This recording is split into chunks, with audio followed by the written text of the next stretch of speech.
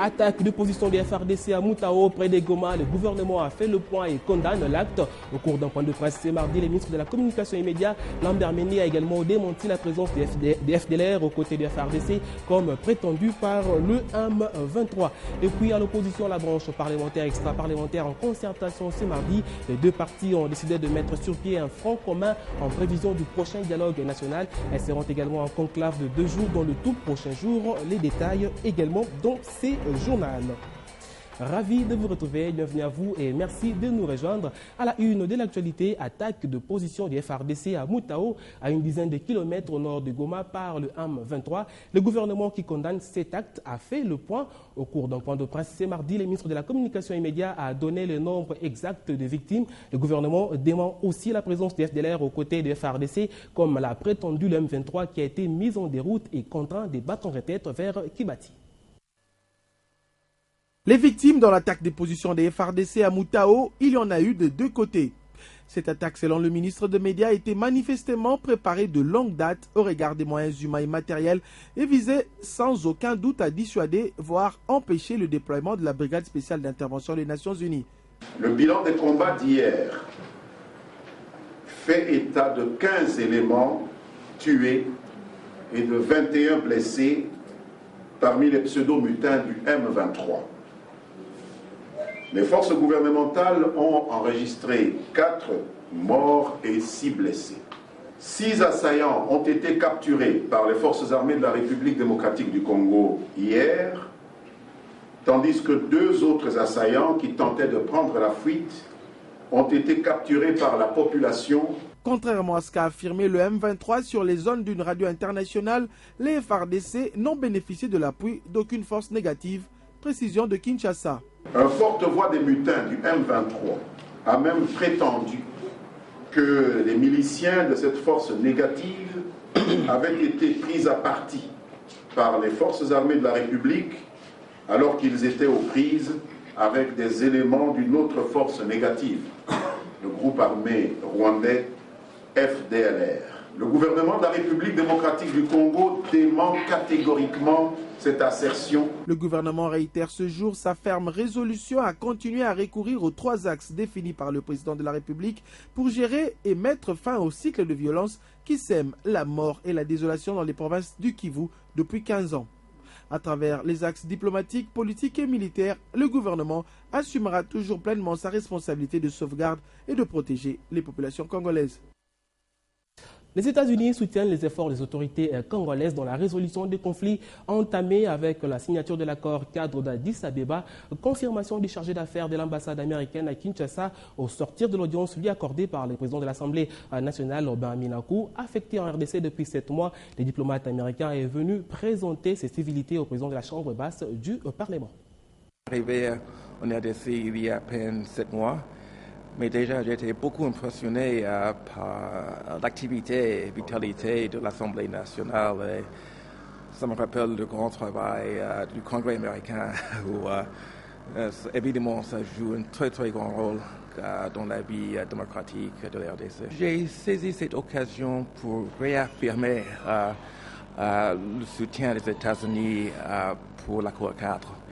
Et l'accord cadre, bien sûr, condamne ces groupes armés et les sévices de ces groupes dans l'Est du Congo. Et nous soutenons la ligne du gouvernement de la RDC qui insiste sur la démodération du mouvement M23 et de la conduite des responsables qui ont commis des crimes contre les droits de l'homme, de la conduite devant la justice.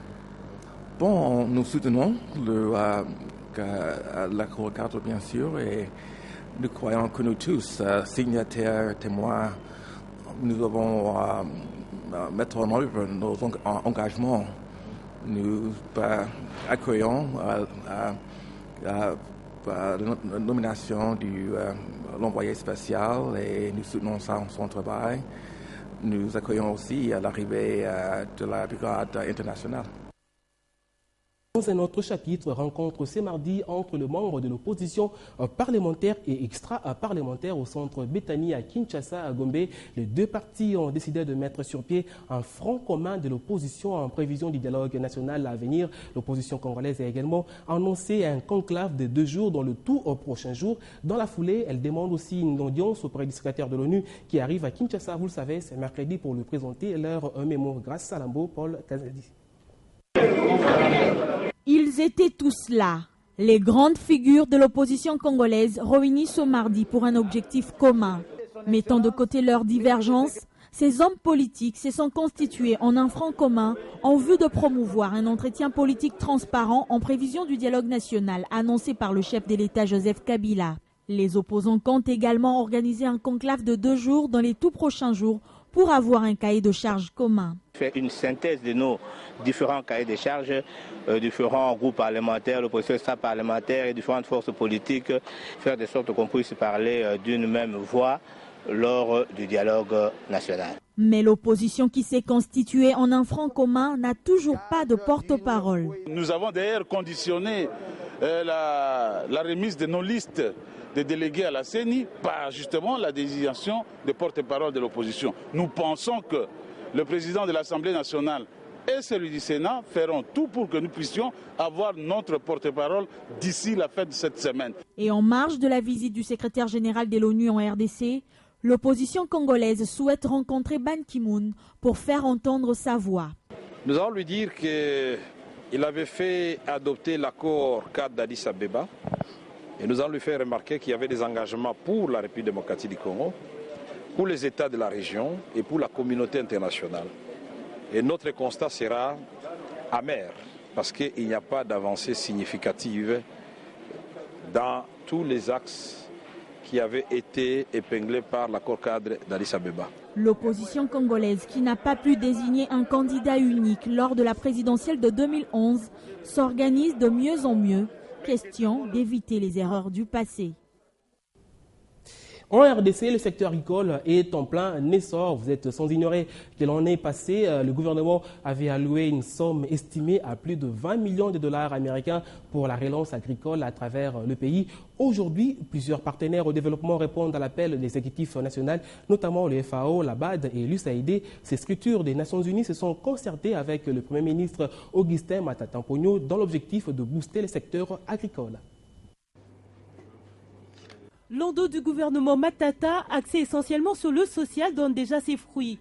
Après la relance du gouvernement agro-industriel présidentiel de l'Intsele, le secteur bouge. Cela se justifie par l'arrivée de cette délégation de la FAO, de la BAD et celle de l'USAID à la primature. L'agriculture, au cœur du développement économique et social, a été l'un des points abordés au cours de cet échange. Il faut beaucoup d'investissement dans ce secteur-là et pour cela il y a un certain nombre de préalables. Nous étions donc venus rendre compte au monsieur le Premier ministre de tout ce qui a été fait au cours de ces 12 derniers mois, notamment pour préparer le plan national d'investissement dans le secteur agricole et souhaiter qu'il y ait un engagement le plus fort et le plus élevé possible pour endosser ce plan national d'investissement agricole. Déjà au Bandundu, l'une des provinces pilotes sur le plan agricole, l'investissement est visible. À Kinshasa aussi, le gouvernement est déterminé pour qu'effectivement ce secteur porte la croissance à 2 chiffres. Mais pour quel coût cet investissement? Pour le moment, nous n'avons pas encore parlé de coût de la réunion en tant que tel, mais le programme national d'investissement agricole qui va porter sur plusieurs années nécessitera la mobilisation d'importantes ressources financières qui viendront de l'État, du gouvernement, mais aussi des partenaires techniques et financiers, mais aussi du secteur privé. Après cette rencontre avec ces différents partenaires de la RDC, il ne restera peut-être qu'un seul point, celui d'atteindre les objectifs assignés. 10e réunion hebdomadaire de la Troïka politique présidée par le ministre délégué aux Finances Patrice Kitebi. Celle-ci s'est beaucoup plus attardée sur le suivi de la situation de la paye des fonctionnaires de l'État, l'évaluation du programme économique du gouvernement, mais aussi l'analyse de la situation économique et financière du pays. Au sortir de cette réunion, un constat, la situation économique et financière de la RDC est restée stable et a atteint 8,2%. On écoute Roger Choulungou, le vice-ministre des Finances. La situation des finances publiques, l'état du programme économique du gouvernement et des questions spécifiques. En ce qui concerne l'évolution de la situation économique et financière récente sur le plan international. Elle était marquée par la réunion du comité de Bretton Woods tenue à Washington le 17 mai 2013, qui était consacrée essentiellement sur la réduction de la pauvreté. 3 axes principaux étaient assortis de cette réunion, à savoir la stabilité économique, la relance de la croissance et l'équité, ainsi que les politiques budgétaires, afin d'anticiper sur les chocs endogènes et exogènes. Sur le plan national, les prévisions de croissance demeurent de 8,2% pour 2013. L'inflation est sous contrôle et acquise un recul par rapport à son niveau il y a 2 semaines. Les finances publiques acquises à la date d'aujourd'hui un déficit, mais la situation consolidée, nous sommes en excédent. Parlant énergie, le gouvernement congolais tient fermement à matérialiser le projet Inga 3. Voilà justement la raison du déplacement à Paris du 16 au 18 mai dernier d'une délégation conduite par le ministre des Ressources hydrauliques Bruno Kapanji. Sur place, la délégation a échangé avec les différents partenaires de la RDC. Objectif, enclencher le processus devant déboucher à la réalisation de ce grand projet à vocation internationale. Les Assises de Paris étaient une occasion pour le gouvernement congolais, à travers son ministre des Ressources hydrauliques et électricité, de procéder à une réunion stratégique avec les bailleurs de fonds et autres partenaires pour la construction du Grand Inga. Les échanges entre la partie congolaise et les partenaires ont permis de lancer le processus de sélection du potentiel développeur, clarifier le périmètre du projet et discuter sur la structuration des gestions des finances. Et il y aura en réalité plusieurs marchés pour faire le projet. Dans chaque phase du projet, il y aura des développeurs, mais ces développeurs seront organisés pour qu'il y ait un leader. Et les financements viendront de cela. Selon le ministre Bruno Kapanji Kalala, le gouvernement congolais envisage de poser la première pierre des constructions d'Inga 3 d'ici octobre 2015 grâce au financement des Sud-Africains. Parmi les principaux bailleurs de fonds, on a noté la Banque mondiale, la Banque africaine de développement, l'Agence française de développement, la Banque européenne d'investissement, la Banque chinoise d'investissement, la Banque de développement de l'Afrique du Sud. Parmi les potentiels candidats développeurs, le groupe chinois Sinohydro, le groupe espagnol ainsi que le groupement coréen-canadien. En justice, présentation officielle du bulletin des arrêts de la Haute Cour militaire. Cette 3e édition a été portée sur fonds baptismaux par le ministre des Médias, Lambert Menier, qui représentait le vice-premier ministre et ministre de la Défense nationale. L'ouvrage qui fait la compilation des décisions de la Haute Cour militaire a été encouragé par plusieurs personnalités.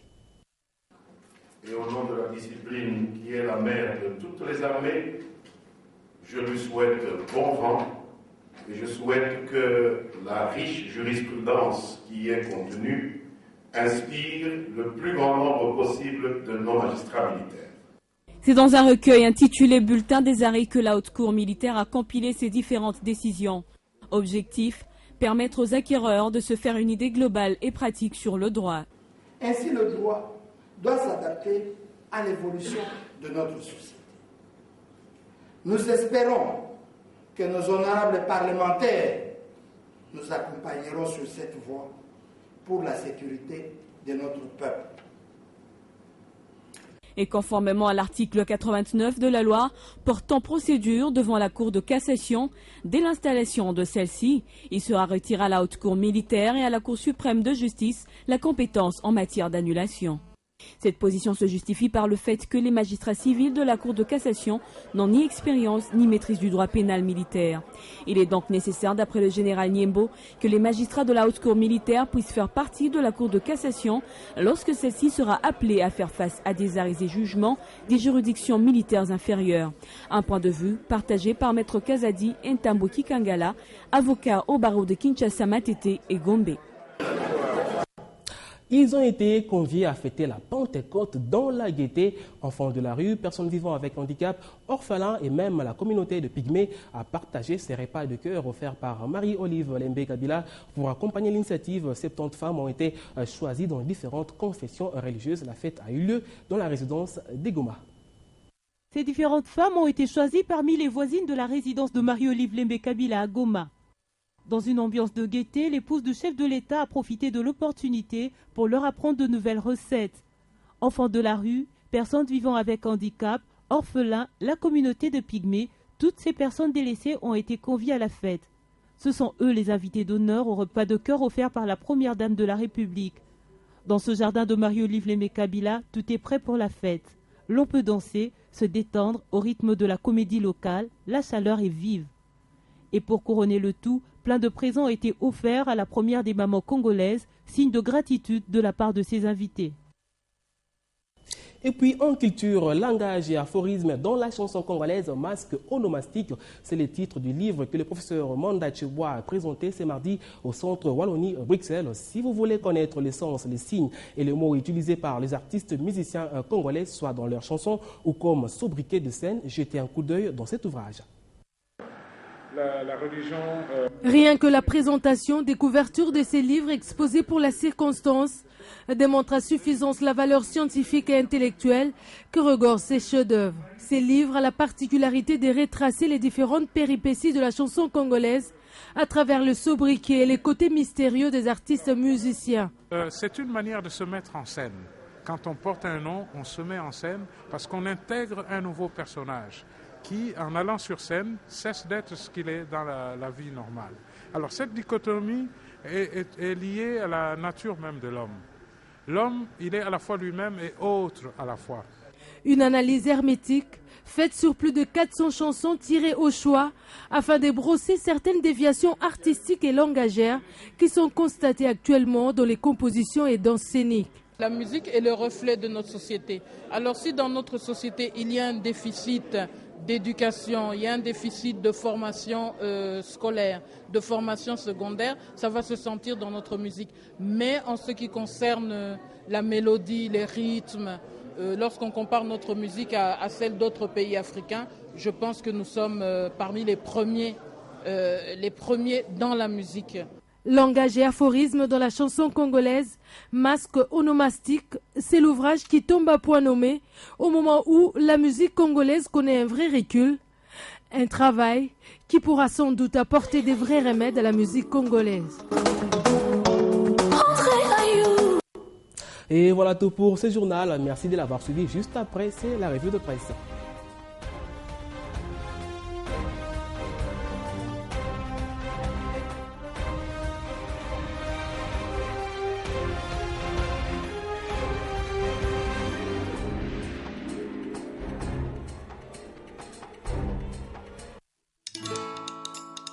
Dans la vie, nous avons tous des rêves,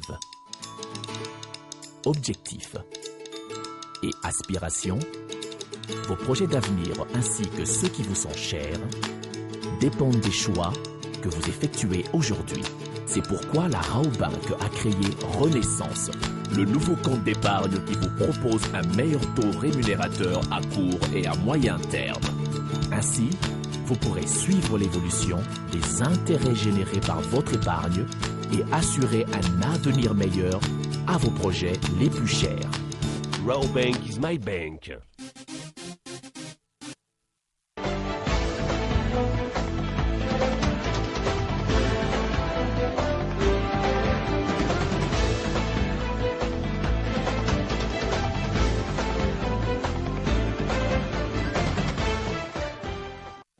Le rendez-vous du kiosque et des médias en ligne, c'est avec Grâce Michel Mouton-Collé. Bienvenue. Merci. L'actualité au pays reste dominée par les nouveaux bruits de bottes autour des Goma. Voilà, pendant que la brigade d'intervention des Nations Unies s'installe petit à petit dans le Nord Kivu, conformément à la résolution 2098 du Conseil de sécurité et à la veille de l'arrivée à Kinshasa du secrétaire général Ban Ki-moon, indique l'avenir.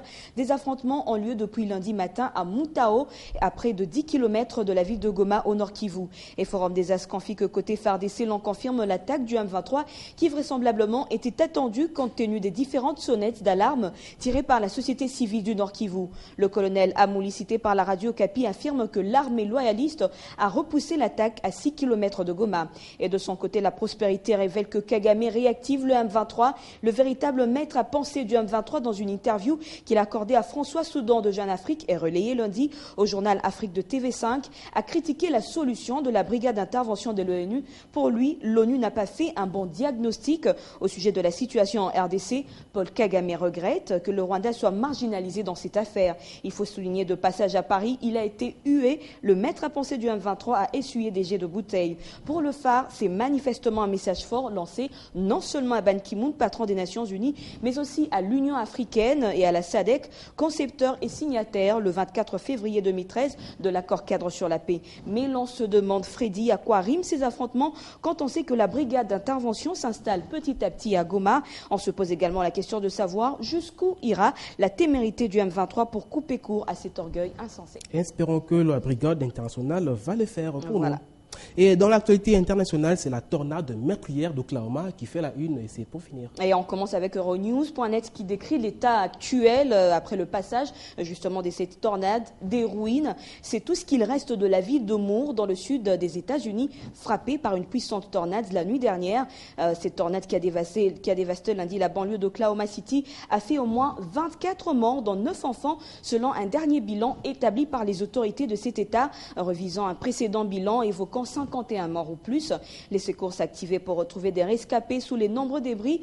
Plus de 100 personnes ont été retrouvées vivantes au cours de la nuit de lundi à mardi, précise le Monde.fr, mais il y reste encore de nombreuses personnes portées disparues. Les autorités s'inquiètent particulièrement du sort des élèves de l'école Plaza Towers, l'un des premiers bâtiments détruits par la tornade. Des enfants pourraient en effet, Freddy, toujours se trouver sous les débris de l'établissement. Les tornades touchent souvent les plaines de l'Oklahoma, relève le soir.be, mais rarement les zones habitées comme lundi. Le président Barack Obama a déclaré l'état de grande catastrophe naturelle et appelé la gouverneure pour activer l'aide fédérale. De l'aide, justement, a également été offerte par les États environnants. Et de 7sur7.be, nous apprenons que cette tornade se déplaçait déjà ce mardi vers le nord-est et les services de météo nationale prévoyaient des tornades au nord de la Louisiane et dans l'Arkansas voisin. Et espérons que tout se passera bien pour les Américains. On l'espère également. Et c'est la fin de votre revue. Merci. Grâce Michel Mouton. Je vous en prie, Frédéric. Fin de cette revue. Merci de votre attention. La suite de l'info, c'est sur Télé50.com. À très bientôt.